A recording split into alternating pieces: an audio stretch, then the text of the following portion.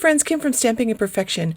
I'm playing with the new July Hedgehog Hollow Kit today, and when I opened this, I couldn't believe all the stuff in it. I got their polish and cleanup brush. This is their 2.0 version. They've put their name on this one, and they added more bristles, so the brush is a lot fuller.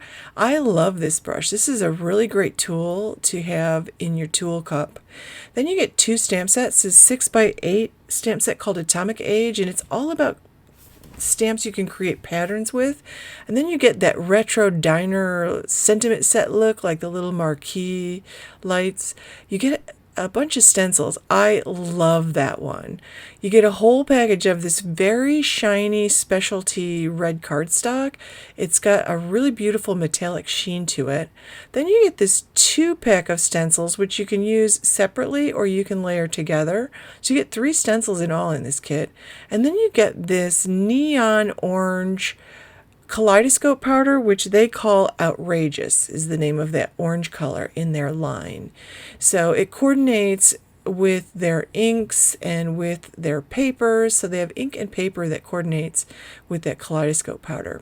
So I put a little temporary adhesive under a piece of black cardstock cut at 4 1/4 by 5 1/2.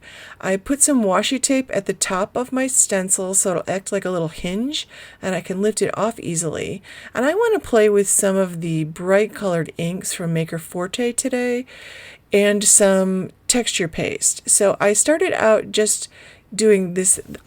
I love this stencil, perfect mixed media stencil, but I'm using some Hero Arts Unicorn White pigment ink to put down first, and I'm going to let that dry because it's a pigment ink. It'll take a little while, so I'm going to put that aside. I'm going to clean up my stencil with some baby wipes, and then I'm going to move on to the second piece. So I have 2 cards I'm making. So I'm putting a little of the Ranger, this is the clear glossy or transparent glossy texture paste that Maker Forte has in their shop, and I added just a little scoop of, you saw how much I put, not very much. It is so bright and fabulous. So I just mix that all together, and then you just put it on like you're frosting a cake. That's all you do, a cake or a cookie. And I'm trying to make sure I just have all the black covered. And again, I'm going to clean up my supplies as soon as I'm done with this. I want to clean that up right away. And I'm just going to do that with a baby wipe right there at my craft table. I'll clean up my surface, my palette knives, and my stencil. So I let that dry for a while, and I pulled out that texture paste again. And this time I added this, I think this is called, it's either Neptune or Pluto, I think. It's the blue Kaleidoscope Powder. And I put a little bit of that in a scoop of texture paste and mix it together on my craft mat. And I'm adding a little bit more because I want it a little bit darker. I really love this color. This I got a while ago, so I'm adding a second color that wasn't in the kit, but you could do another row of the Outrageous Orange. Now, it doesn't have to be clear paste. You can use white paste, and I would have used white paste if I'd had white paste. I appear to be all out of the white paste, or an iridescent glaze would be really pretty. Maker Forte has quite a few different kinds of paste in their shop, so definitely check that out. If you don't have texture paste or molding paste or embossing paste or gesso or even the gel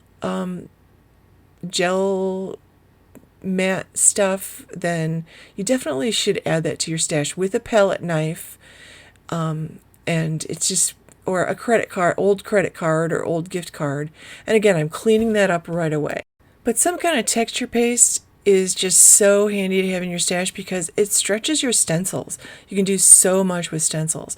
So now I'm putting this other stencil back down on that dried pigment ink, and I'm pulling out 3 of the colors. These are Maker Forte colors. So I'm playing with this yellow. It's so pretty. And I'm using their neon colors. And I know that because the lids are see-through.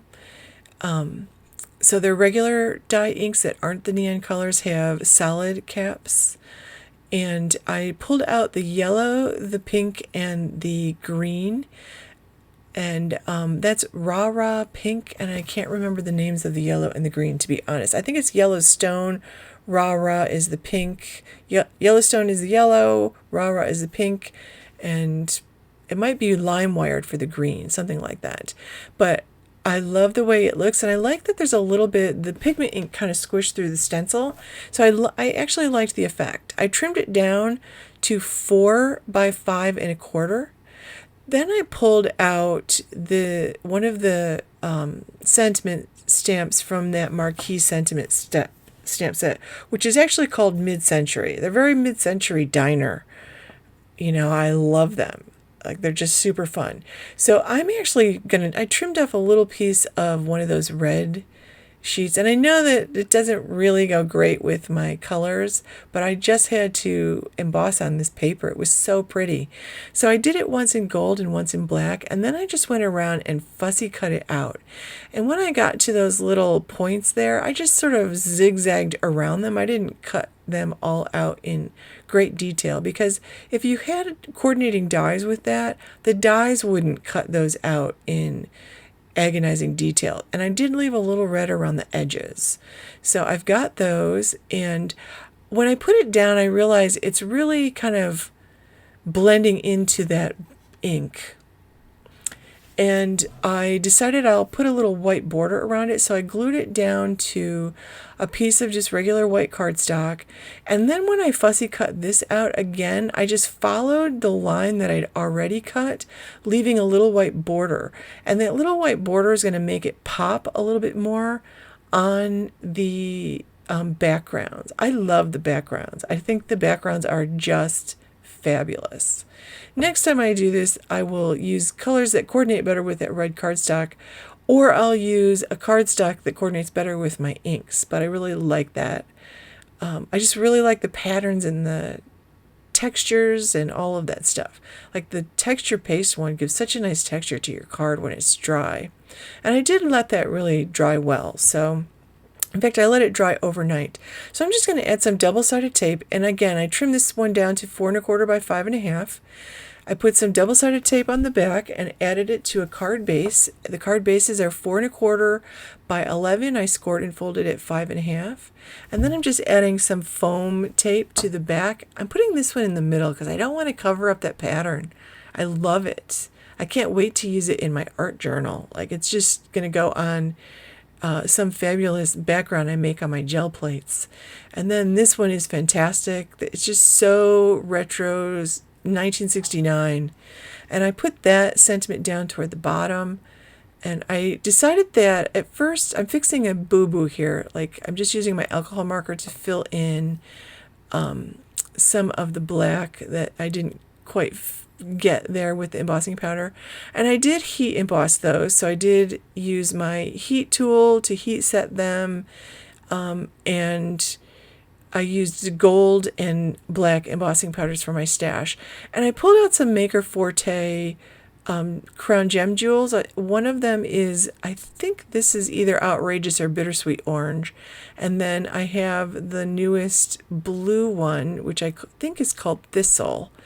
And that's going to complete my cards. I'll just add those. And of course, I'm going to use my on the hook tool and my magic wand here to do this. So I'll put links to everything below. I would love it if you give this video a thumbs up and subscribe to my channel if you're not already subscribed. And leave a comment to let me know what you think of these fun patterns. Also, I'll put a link to the Hedgehog Hollow Days. You get a kit and a ticket for lots of classes taught by card making experts. So thank you so much for watching, friends. Have a great day.